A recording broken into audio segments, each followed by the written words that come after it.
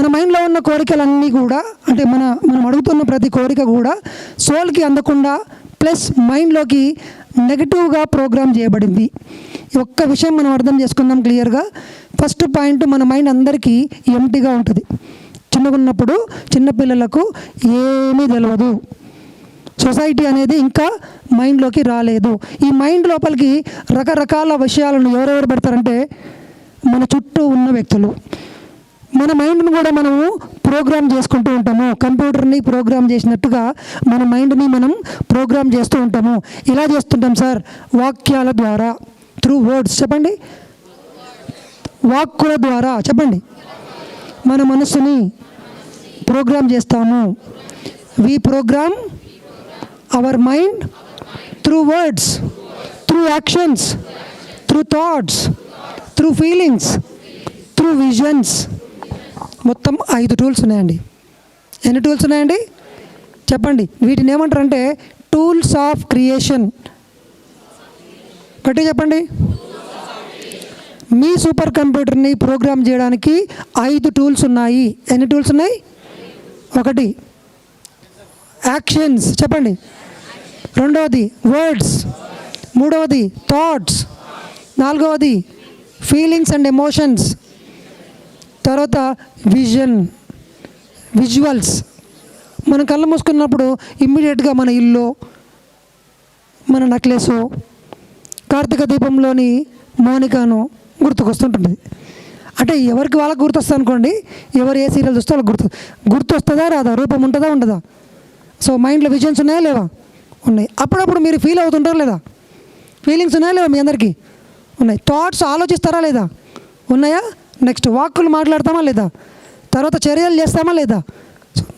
చెప్పండి, ఈ లైన్లు పెట్టండి, అందరూ చేతిని చూపించండి.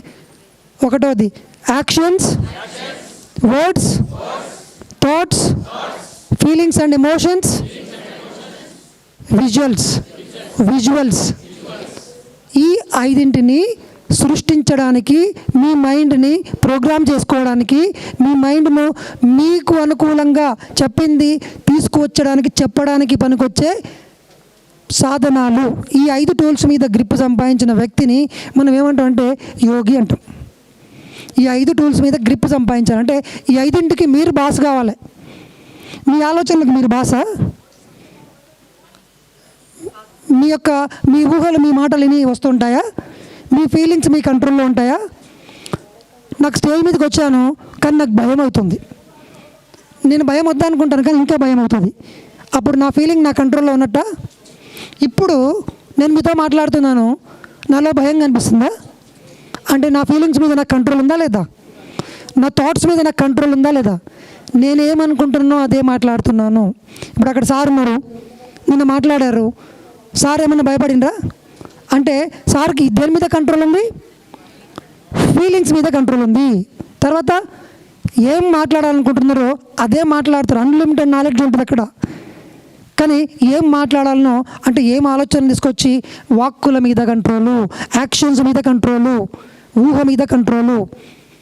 ఈ కంట్రోల్ ఉన్న వ్యక్తులు ఈ భూమి మీద సక్సెస్ఫుల్ పీపుల్. జీవితంలో ఏమి కోరుకుంటే అది వస్తుంది. కానీ మనందరికీ ఏం చెప్పానంటే, పో ఈ జాబ్ కొట్టు, నువ్వు డాక్టరుగా, నువ్వు ఇంజనీరుగా, నువ్వు పొలిటికల్గా, నువ్వు ఈ బిజినెస్ చేయి, నువ్వు ఇది చేయి, డబ్బులు సంపాదించు. జీవితం హ్యాపీగా ఉండదు. ఎందుకంటే ఈ మైండ్ మొత్తం మీ జీవితాన్ని శాసిస్తుంది, సృష్టిస్తుంది. అదే యాక్చువల్గా మనందరికీ మన యొక్క సర్వెంట్గా ఉండాలి. మైండ్ ఎవరిలాగా ఉండాలి మనకి? కానీ ఇప్పుడు అది ఎవరికి లేకుంది? మనకు బాస్గా ఉంది మన మైండ్. మరి ప్రపంచాన్ని శాసించే వాళ్ళు ఒకటి చేశారు, వాళ్ళు ఒకటి సాధించారు. వాళ్ళ లైఫ్ మొత్తం దేని మీద పెట్టిండ్రంటే వాళ్ళ మైండ్ యొక్క శక్తుల్ని తన అధీనంలో ఉంచుకొని వాళ్ళ మైండ్కి మాస్టర్స్ అయినరు. దేనికి మాస్టర్స్ అయినరు? మైండ్కి మాస్టర్ కావాలంటే the greatest technology, Patriji said,